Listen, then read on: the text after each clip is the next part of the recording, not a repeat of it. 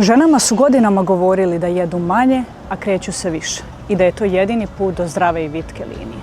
Generacija žena brojala su kalorije, preskakale obroke i težile tome da budu što lakše. Ali niko nam nije rekao koliko je važno da budemo jake. Niko nam nije pričao o mišićima i kostima koje polako gubimo i da je to jedan od glavnih krivaca povećanja masnoće na stomaku i negativne simptome menopauze. Trendovi mršavosti doveli su modernu ženu do toga da se plaši hrane i kalorija, a da tek u svojim 50. godinama počne da razmišlja o mišićima, kostima i svakom narednom padu. Ja nisam želela da čekam.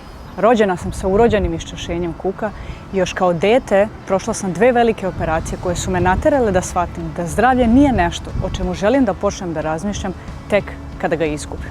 Možda ne mogu da znam da li će mi jednog dana biti potreban veštački kuk, ali mogu da uradim sve što je do mene danas da bih izgradila telo koje će me što duže nositi. Zato treniram, zato jedem dovoljno i zato se ne plašim ni proteina ni kalorija.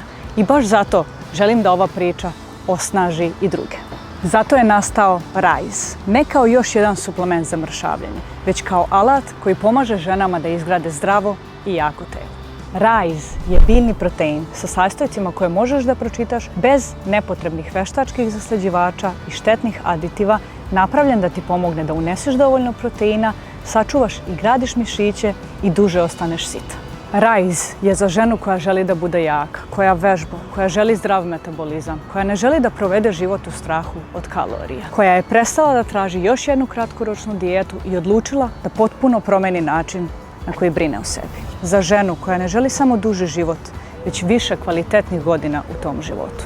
Napravila sam Rise da pomogne ženama koje kreću na ovaj put, a onima koje su već tu da ponudi bolji i kvalitetniji izbor. Vreme je da prestanemo da čekamo da izgubimo snagu, da bismo shvatili koliko nam je bila važna.